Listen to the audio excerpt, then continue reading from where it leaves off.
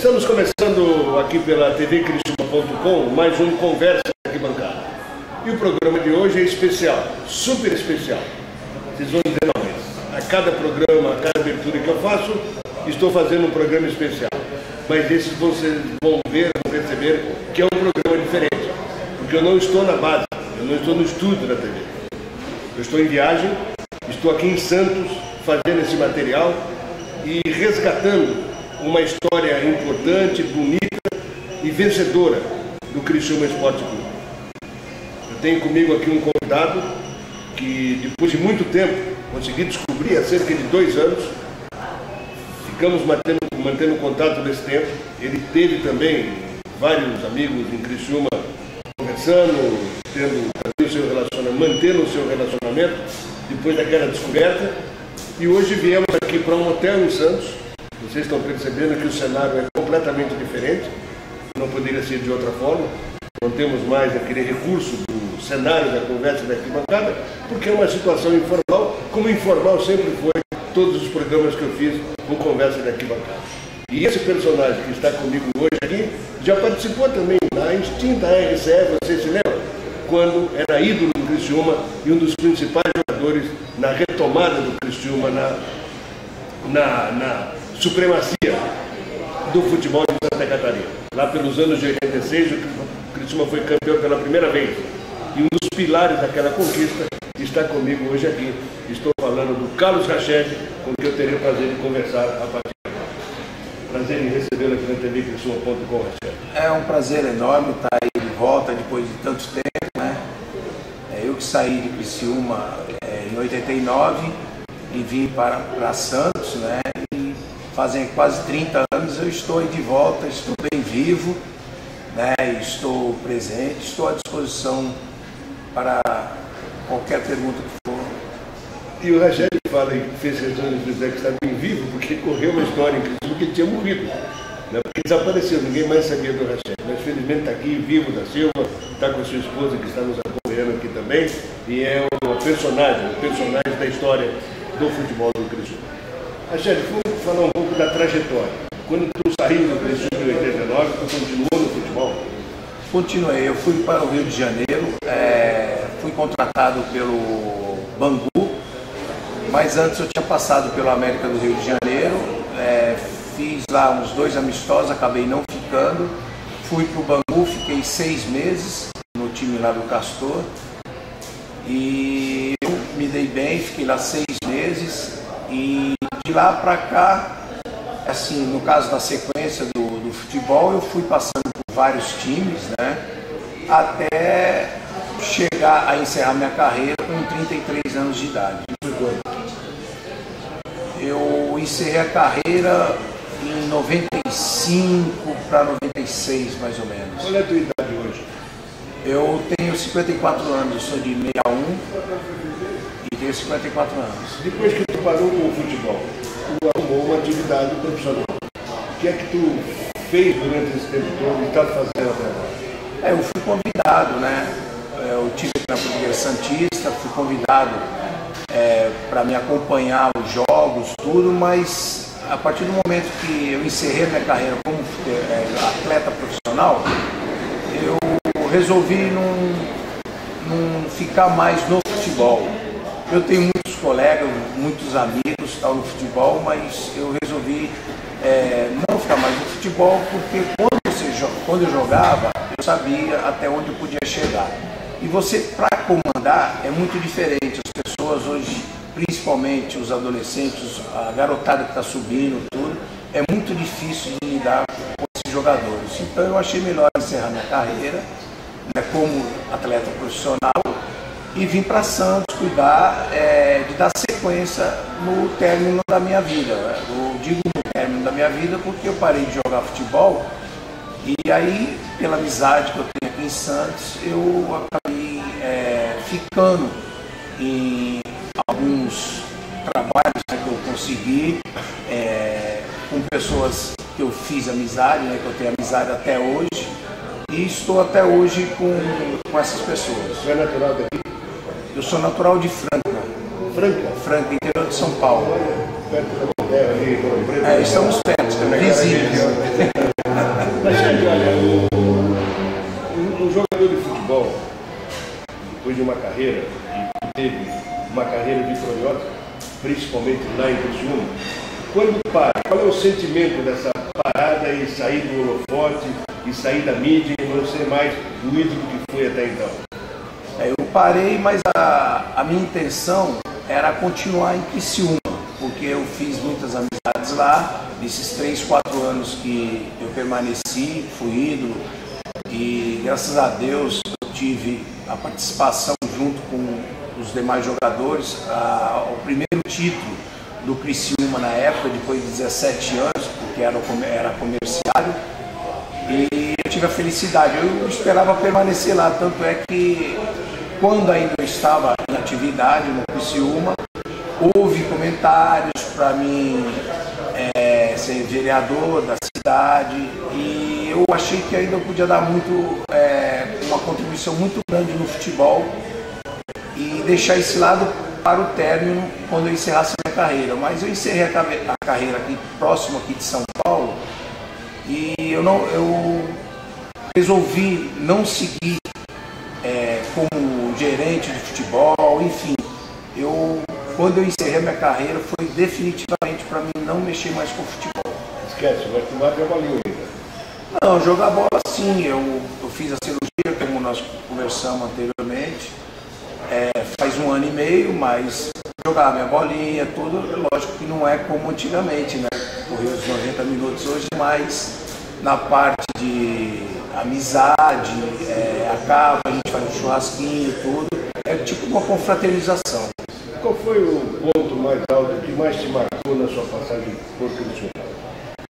O ponto que mais me marcou foi que quando eu cheguei lá em 85, eu fui do Grêmio Porto Alegrense para o Criciúma. O time não se encontrava bem, o time quase que vai para a 2ª divisão, e foi montado um time competitivo em 86, onde os times queriam jogar contra o Criciúma, tinham muito medo, e nós ganhamos as 4 taças sem deixar nenhuma dúvida nessas 4 taças. Então eu acho que a minha contribuição que mais me marcou foi esse título que foi trazido para a cidade de Criciúma, que antigamente era mais o Joinville, era o Avaí, nem só se falava nesses times. E eu acho que o Criciúma, nesse ponto, deu um salto muito importante para várias conquistas. Ficou alguma mágoa de Criciúma nesse período?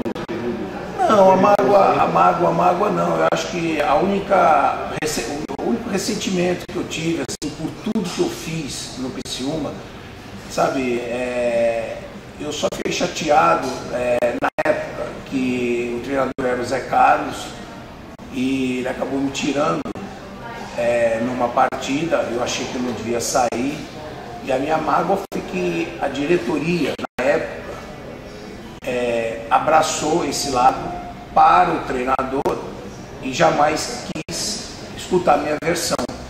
Que eu fiquei chateado mesmo, porque eu tinha condições de continuar na partida, mas foi coisas assim, foi uma coisa assim sem esperar.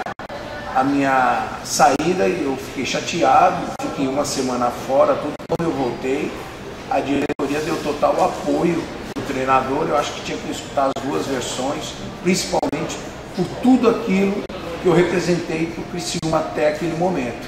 Eu acho que isso é que me magoou na época, mas hoje eu sou uma pessoa mais experiente, entendeu?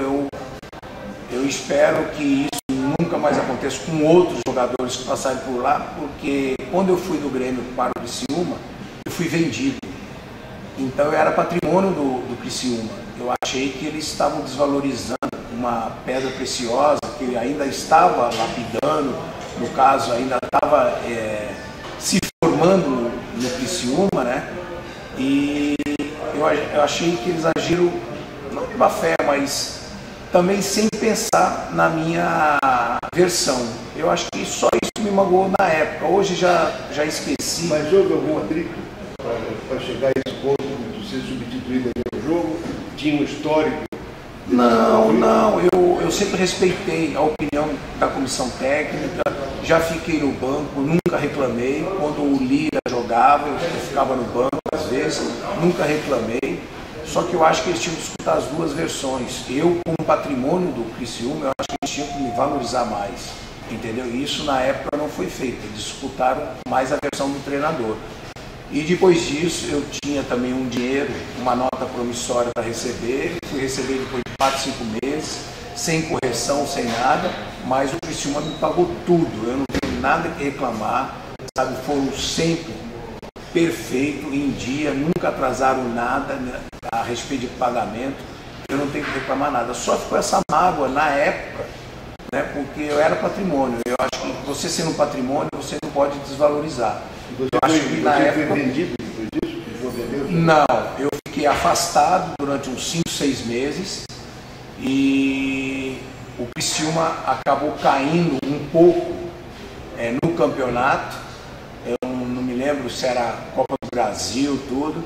E eu só fui voltar a vestir a camisa do Criciúma num jogo em Manaus contra o Nacional, que estava 0-0, a gente com empate classificava, houve um pênalti em cima de mim, o Osmair, o centroavante, fez o gol. Eles acabaram, se eu não me engano, perdendo, ou esse jogo empatou, faz tempo, eu não me recordo. Deixa eu te esclarecer, clarear. Esse jogo foi em 86, em 87, campeonato de 86. Isso. O Criciúma ganhou um jogo lá com esse gol do Osmair, o pênalti foi feito em dia. E o Criciúma se classificou e depois perdeu para o Fluminense no primeiro. Exatamente. Foi isso daí que aconteceu, entendeu? Então, mas eu, graças a Deus, eu saí de cabeça erguida do Criciúma, eu esperava, lógico, ficar mais tempo, mas as coisas não são como a gente quer, né? Eu acho que os 3, 4 anos que eu tive em Criciúma, eu tive mais alegria do que tristeza. Eu acho que essa tristeza que eu senti na época sobre isso, eu acho que já foi apagado, pelo menos da minha parte. Eu adoro o povo de Criciúma, sempre me trataram bem, acabava os jogos, sempre quando eu podia eu dava a camisa, entendeu? Porque eu acho que era um reconhecimento do jogador para com os torcedores. No Criciúma daquela época, alguns jogadores ficaram na cidade. Alguns já eram de lá, outros ficaram, hoje uns viraram empresários, outros continuam trabalhando e alguns fizeram um pé de meia que podem hoje estar numa situação um pouco diferenciada de outros que estão por lá. Tu chegou com o que tu ganhou lá em Criciúma, tu chegou a fazer um pé de meia que deu estabilidade para tocar a vida? Não, assim, eu vou ser sincero para você, até eu tinha um apartamento do lado do campo do Criciúma e eu pedi para um amigo, dos amigos que eu deixei lá, né, que é o Manene, para que eu deixei uma procuração para que ele pudesse vender o apartamento. Ele me remeteu o dinheiro, mandou o dinheiro certinho da venda e eu acabei dando esse dinheiro para o meu irmão, que na época precisou.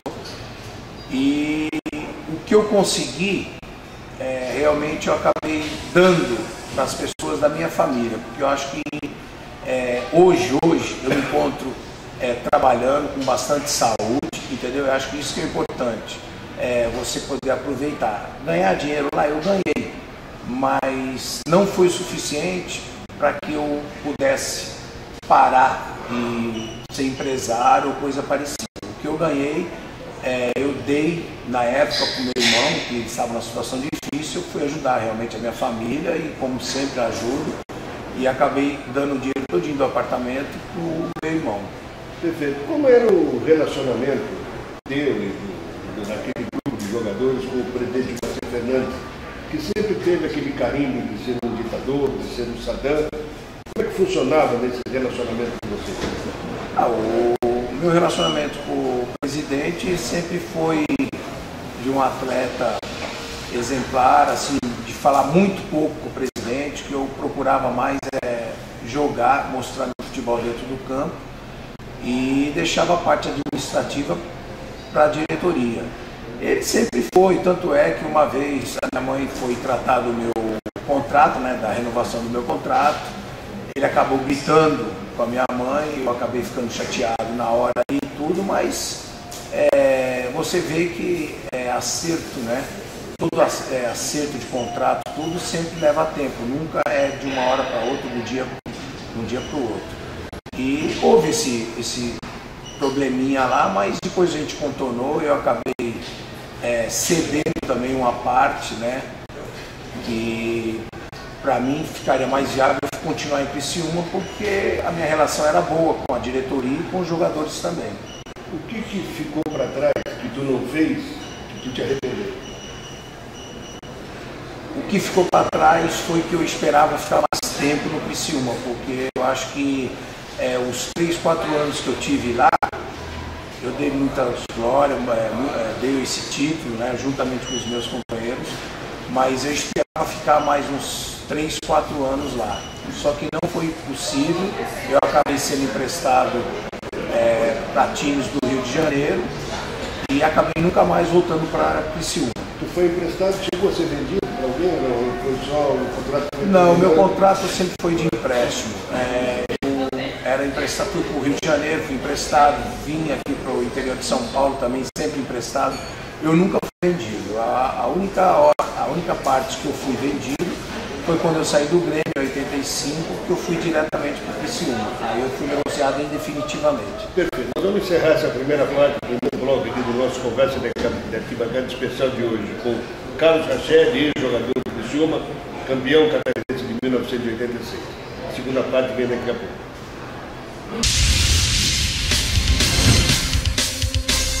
Estamos no intervalo desse nosso Conversa da Arquibancada Especial, feito diretamente na cidade de Santos, com o ex-jogador do Criciúma Rached.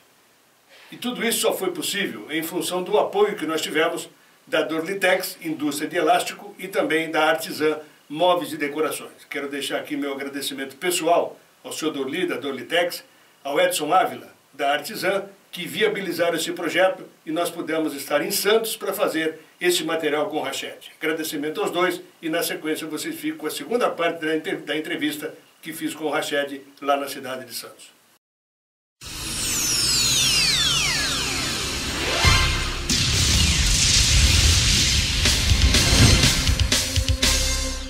Estamos de volta para a segunda parte desse Conversa da Arquibancada Especial com o Rached, que está comigo. Estamos em Santos, aqui no Hotel em Santos. Vocês devem estar percebendo que há um barulho, um ruído aqui na volta, que é absolutamente natural. Estamos gravando aqui no hall do hotel e é natural a movimentação das pessoas e até a curiosidade de alguns que param e ficam olhando, achando que nós estamos em outro planeta, mas é absolutamente normal. E nessa volta aqui para o segundo bloco, eu queria começar perguntando para o Rached, para falar um pouco sobre a tua opinião a respeito do momento do futebol brasileiro. Tu deve estar acompanhando, sabe o campeonato, sabe o que está acontecendo, seleção brasileira. Qual é a tua opinião? Em que estágio nos encontramos no futebol brasileiro hoje?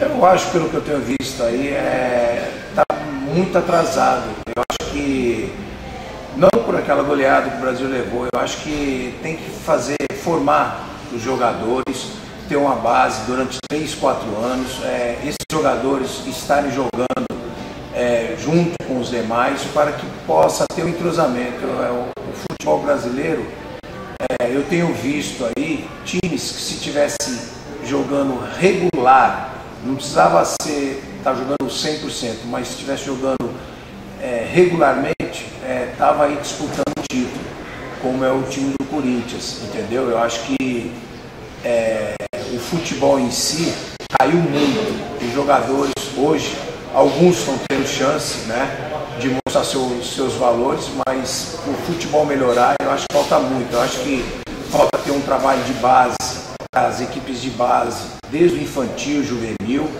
até o profissional, até lançar esse garoto para o profissional, aí durante aí uns 4, 5 anos, para você ter jogadores que conheçam o modo de jogar de cada um. Eu acho que essa base é importante, que no Brasil não tem. Tanto é que a seleção é formada por jogadores de fora aqui do Brasil. E, infelizmente, essas coisas aí, a gente tem poucos jogadores aqui do Brasil, né, formando a seleção brasileira. Então eu acho que seria bom fazer um trabalho de base com esses jogadores, para que a gente possa colher frutos mais para frente, não agora. Qual é o teu time? Olha, eu sempre gostei do time do Grêmio. Eu acho que por eu ter jogado lá quase um ano, né, em Porto Alegre e a diretoria, né, enfim, a base que tem no Grêmio foi muito boa em 85. Então eu torço um pouquinho para o Grêmio para que o time tenha muito sucesso. Mas eu respeito a opinião dos outros também em relação aos outros times. O Santos aqui, né, o Santos já foi lança estabilizada, já ganhou o campeonato, já foi campeão da Libertadores, já teve o Neymar. Te atrai esse time do Santos, de tu ir à Vila Belmiro, acompanhar os jogos? Não, atrai, é isso que eu estou te falando. O Santos ganhou sub-15, sub-17, as equipes de base, eles ganham bastante títulos. Por quê? Porque eles têm um trabalho de base. Tanto é que na equipe principal subir aí 7, 8, 9 jogadores da equipe da base. E tem outros que vão subir também.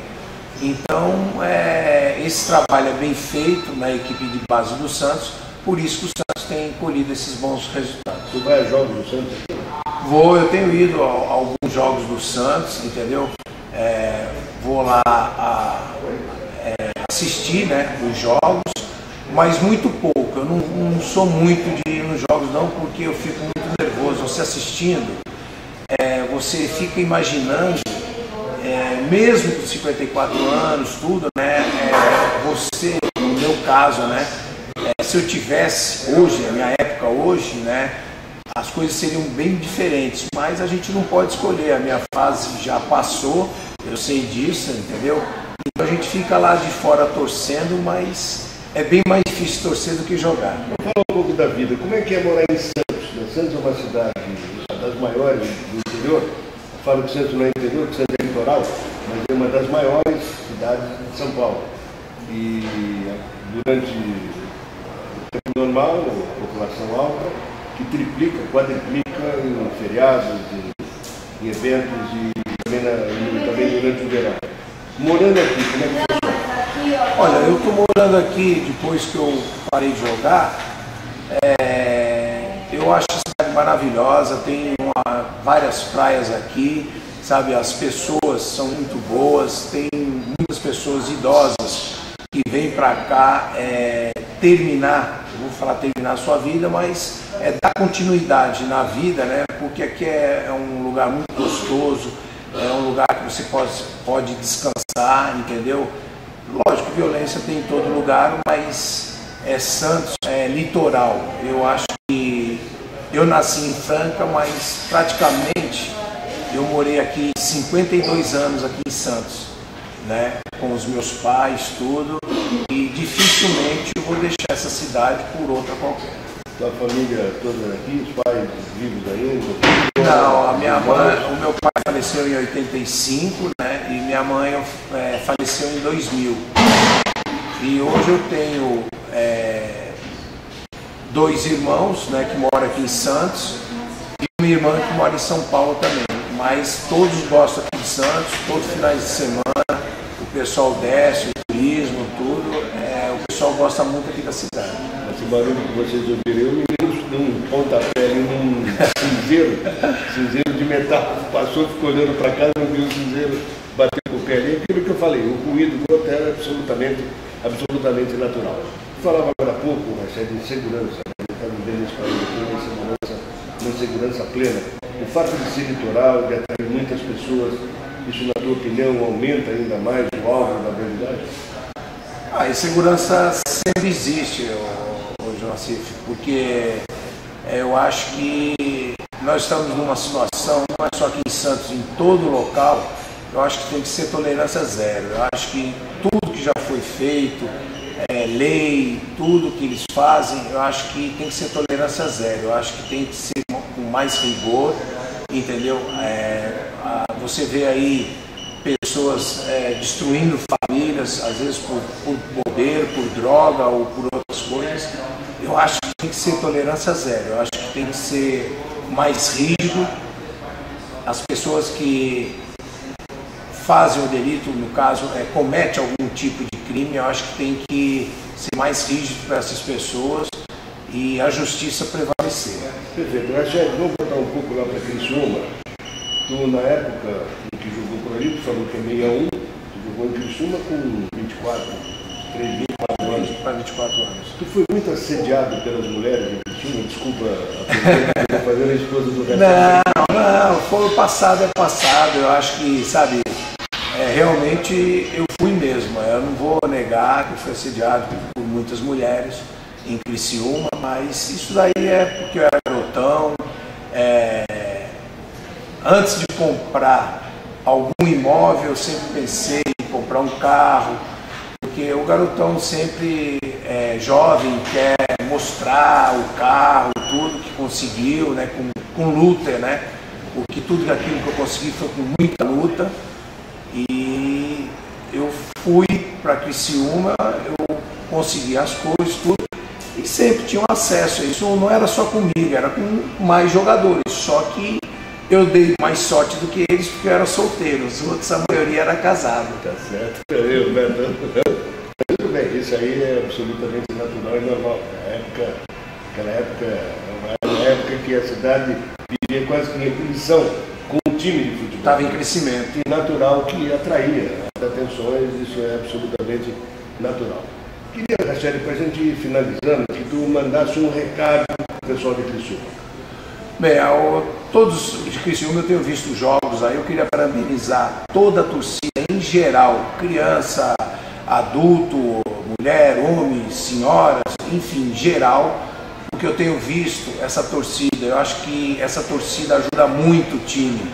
Na minha época eu não tinha, 30 anos atrás, tinha essa torcida, mas não era compacta, agressiva, que ajudava o time do começo ao fim.